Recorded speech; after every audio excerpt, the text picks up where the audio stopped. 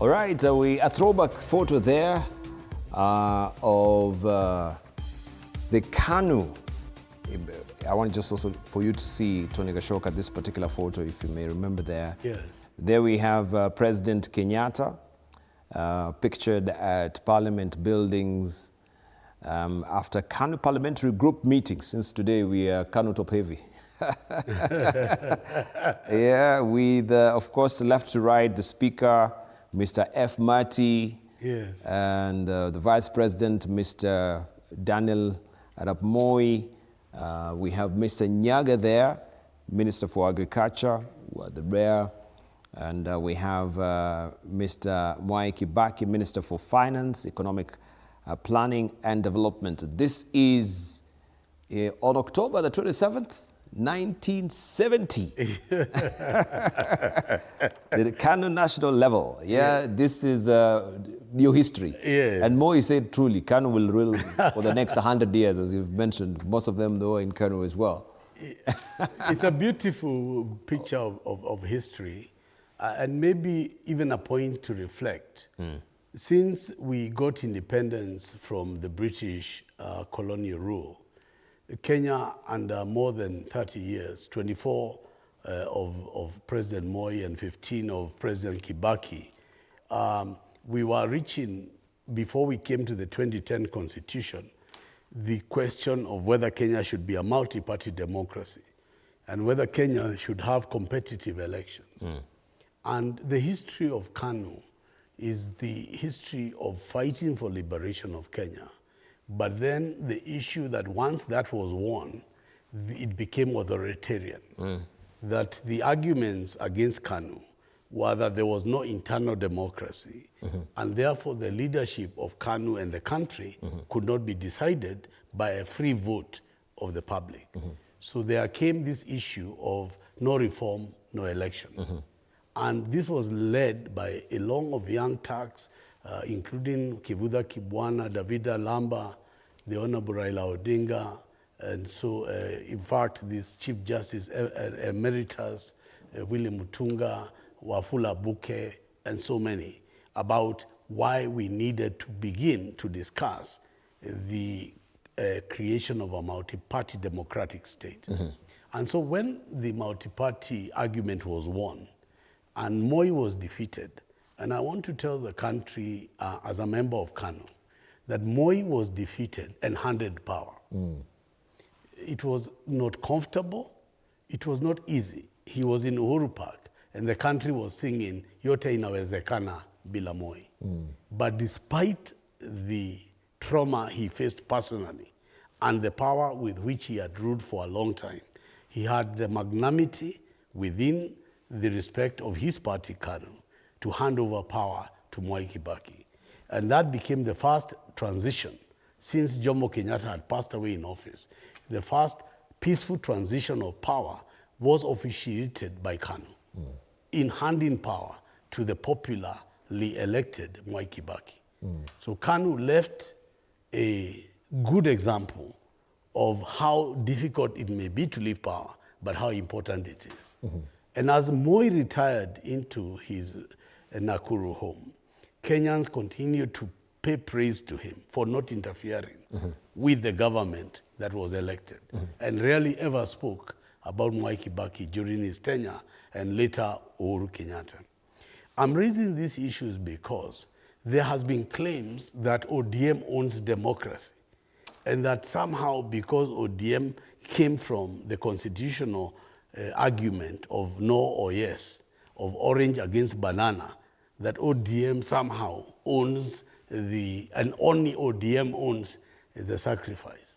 I want to tell Kenyans that the first person to pay the debt was KANU.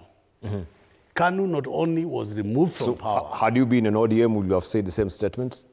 And yeah, you'll be in support of ODM streamlining democracy. No, I want to say that I was in ODM as long as ODM was a party of fighting for change and fighting for the better governance of the country. If you look forward, and as I told you, Raila was a member of KANU. Yeah. As Tony Gachoka, I've never joined a tribal party. I've never been part of a party that has no ideology or any issue. I really weighed heavily. When I wanted to offer myself to run for Nairobi, I never looked for any shortcut. I said, if I cannot be in ODM, because they are with Kasongo and they are with Ruto, and my conscience cannot allow me to be anywhere Kasongo is, I must choose to go elsewhere. And I looked back to my roots, and I said, this party, KANU, has had an opportunity to lead the country, correct its mistakes, which it did when it handed over power to Moi Kibaki. What role can I play? So is Kasongo, the current Kasongo, diametrically different from the Kasongo you knew during ODM days? Yes, Has it changed? I know William Ruto before ODM. I first met William Ruto when I was in YK 90, when he was in YK 92. YK 92 was an organization that was run by Cyrus Jirongo, Sam Nyamwea, and William Ruto. At that time, I was a chief executive of Finance Magazine with the Honorable Gachoka Speaks, who was the publisher. The Honorable Gitobu Imanyara ran the Nairobi Raw Monthly, and Pius Nyamu ran Society Magazine. So at that time, we were called the alternative media. And we used to hold the government of the day to account because the mainstream media would not touch those issues. So the first time I came to know of Ruto, he was in YK 92. YK 92, for younger viewers, was an organization that was formed to create wealth by looting public institutions and by getting free hand to create money from corporations. But was that the germinal idea? Was it not the Gen Z of them days? It was. Yes, so to speak, the young tax, as you call it. Yeah? It was. Yes. And in fact, those days, the 500 note was called Jirongo because it is them that were amassing money through buildings and many estates like Hazina and others. You know, they were involved in housing. This housing issue began then. It was not beginning now. Anyway, William Ruto was involved at the beginning in an organization whose roots were very suspect. And that is why up to today, Jirongo, Cyrus, and Ruto cannot see eye to eye because they fell out then. So when I knew Ruto then, his character was suspicious. I have never worked with William Ruto. I met him in ODM.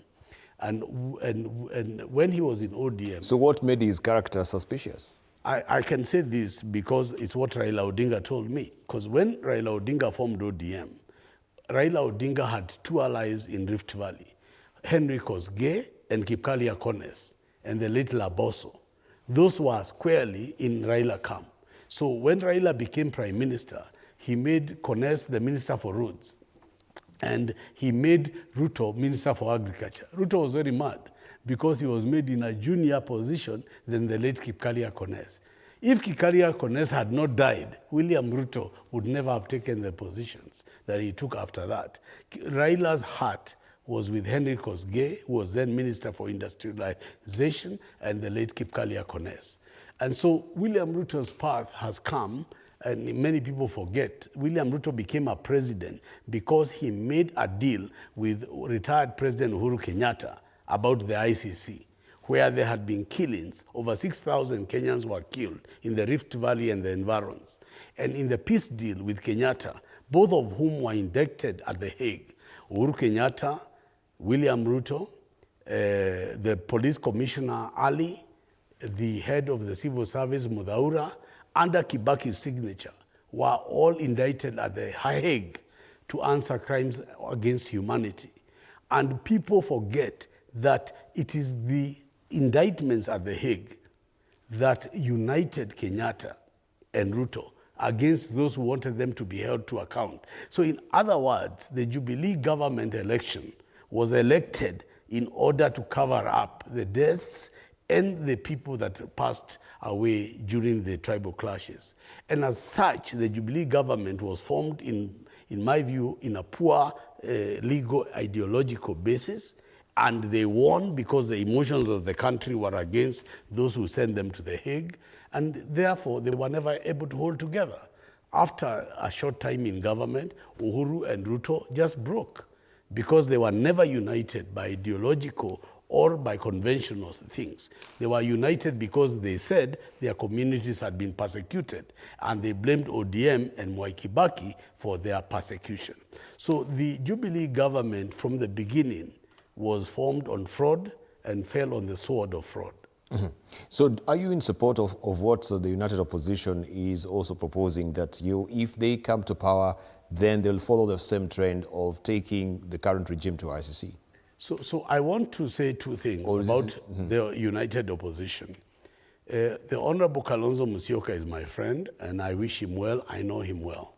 The Honorable Eugene Wamalwa is my friend. I wish him well. I know him well. I do not know Rigathi Gachagua very well. I met his late brother, and I worked very closely with his late brother, the governor. And I am yet to know Rigathi Gachagua, and I hope when God wishes, we'll have time to know each other. So I do not know enough of Rigathi Gachagua for me to say much about him. But just to say that when they removed him from government, he seems to have stood steadfast and has seemed to have said no to some injustices. But I cannot claim that through my political journey that I know Rigathi Gachagua. Neither can I say that I know Fred Matiang'i.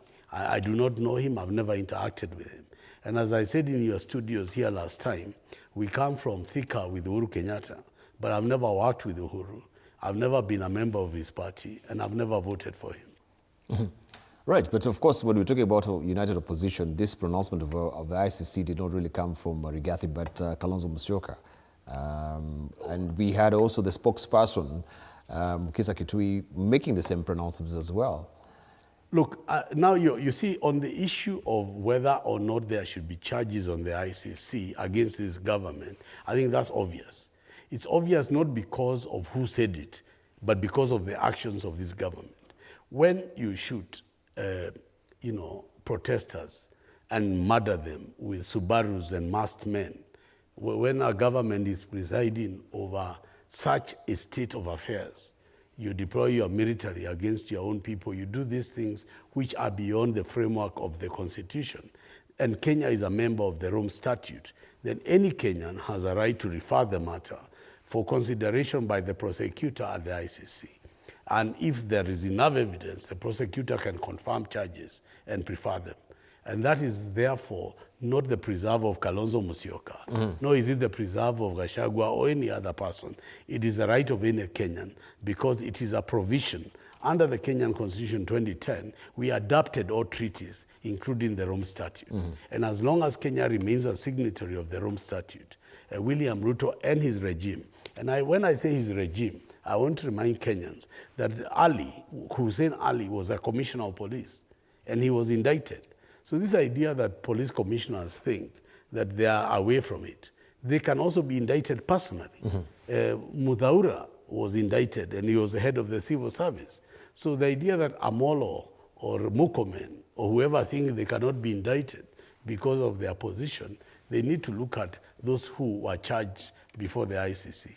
They were charged because of command, which is a part of the requirements of crime, the ability of financing, if you have the ability to finance, and the idea of persecuting a population.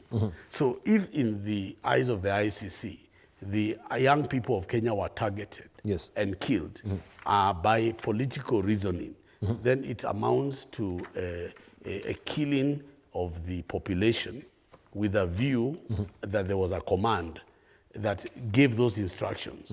And that is why you had people saying Eliud Lagat and all these people who was commanding these issues. Those issues are not being tried in Kenya, but they can be tried at The Hague. Yes. All right, so back to my question as we're winding up. Do you foresee a presidential runoff? I want to say in the eyes of KANU, yes, because I just want to be clear because I know a lot of principals of the United Opposition are watching. So I just think it's better to be clear so that nobody has any avoidance of doubt. KANU will run a presidential candidate in 2027. KANU will run candidates across the board in 2027. And KANU will go it alone. So this idea that there is a united opposition is okay because those who are party to the united opposition are anti-Gasongo. and therefore we wish them well. And to the extent that they are anti-Kasongo, we are allies, but we are not partners. We are allies that we wish them to come together and to run and to contest and to win in terms of defeating Kasongo. But in terms of KANU, our view is that we will run a national campaign, not in the coalition, but as an individual party. And we will run, and the results will bear witness that actually KANU can form the next government. Now, KANU wants to do this to deviate from the last 3 elections. The last 3 elections, since the multi-party democracy was brought in, have fostered false coalitions, none of which have stood a day after they were voted, from the Pentagon. When the in fact, before the Pentagon, you can go to the 202 Rainbow Coalition. When Mwai Kibaki was elected, the first culprit were Kina Charity Ngilu and the rest who say they were thrown out. And in fact, Wamalo Kijana kept complaining that he had no access to power, that the so-called Mount Kenya enclave took over. That was Kibaki's Rainbow Coalition. Then there was the Pentagon election of Raila Odinga. Again, after that, the luminaries were quickly thrown out of government and were never luminaries after, Najib Balala and others, and I can go on and name the list. After the Pentagon came CORD. CORD is where now Wetangula, who was now a principal player of CORD, and you know what he said in the Senate, that I will never forget the way I've been treated. After that, there was NASA. NASA was led by Musalia Mudavadi and others. When the NASA, whatever they got, Mudavadi was the first to leave and form the earthquake. And now Uhuru and Raila formed the broad-based government. Now they are not together.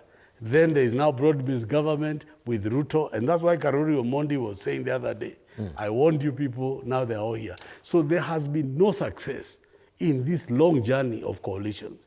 The coalitions have actually made Kenyans feel comfortable and not delivered in governance. But it's not all shown up to be a success. I think it's just been a special vehicle, purpose vehicle to make sure that you're in government by then. And that is why... After it, then it doesn't really matter. But that is why KANU has to stand strong now, because this is a young nation with 60 years under its belt from the time of Madaraka independence. And so we must, after all these experiments, come back and say, look, what has worked and what has not done. You know, I was a very good student in school. They used to teach us LCD, the lowest common denominator in maths. Ile kitu inakusaidia kufika ukweli. LCD. What I'm saying is perhaps it's time we come to the National Party of Kenya, chama ya mama na baba, turudi kwa KANU.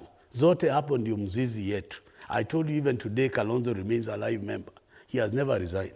So what we may need to do now is go to parties that have had the test of time and be able to develop ideological positions. Yes, today we believe in social democracy. What does that mean? It means equity. It means what? Healthcare. What does healthcare mean? Affordable, accessible healthcare. Yeah. What does it mean? Accessible to clean water. But perhaps Kenyans they have bitter memories of KANU. But I want to tell you what KANU wanted to take over KICC, or it was KANU headquarters. Yeah, you know, there's so many ills that also Kenya underwent through KANU. Yes. That you need maybe to clear the picture and do a better PR for us to really know that KANU now has reemerged as a new party. Yes. So that we do not also pick scabs from the festering wounds that have been there over the years. And I agree with you. In fact, when I was looking at South African history and how the ANC has emerged, people used to say the ANC was a violent party. The ANC used to kill and hang and shoot people. And what will happen if the ANC took over South Africa? What would happen? But what is admirable about the ANC, and in Tanzania, Chama Mapinduzi, is that they have been long and long.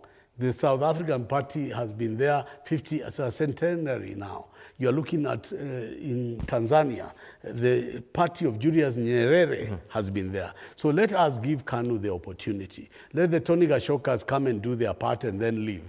But mimi as TG niko kwa chama ya baba na mama, inshallah ya Mwenyezi Mungu akipenda, tutafanikiwa, tutapita.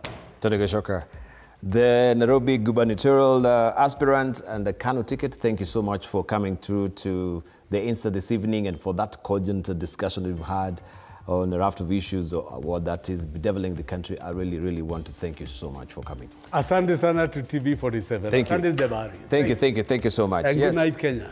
Fantastic. Right, and wish you all the best with the Kariobangi North, by-elections. As we said, that is a harbinger, is a bellwether, or to see whether KANU has really, emerged from the doldrums. Thank you so much. Tukishinda hapa nitakuja nikuulize okay. You actually, there's now future for KANU. Thank you so much, and I wish you also all the best also with your aspirations in the gubernatorial seat in Nairobi. Right. So Gakuya and you. Hapa debate. Will they show up? Unaona baraza ametoroka. Unajua you cannot buy English. Anyway, I look forward to a debate. When you call, I'll be here with any candidate for Nairobi. Thank you. All right, thank you very much for your valued company. You've been watching The Insert here on TV47. Have a restorative night.